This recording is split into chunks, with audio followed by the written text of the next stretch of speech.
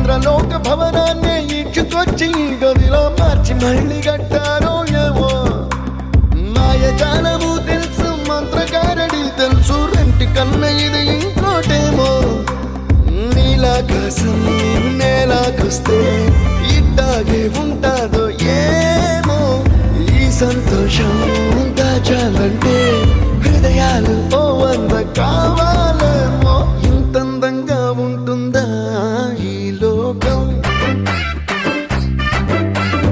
ఇన్నాళ్ళు ఈ మనసుకి తెలియాలేదే పాపం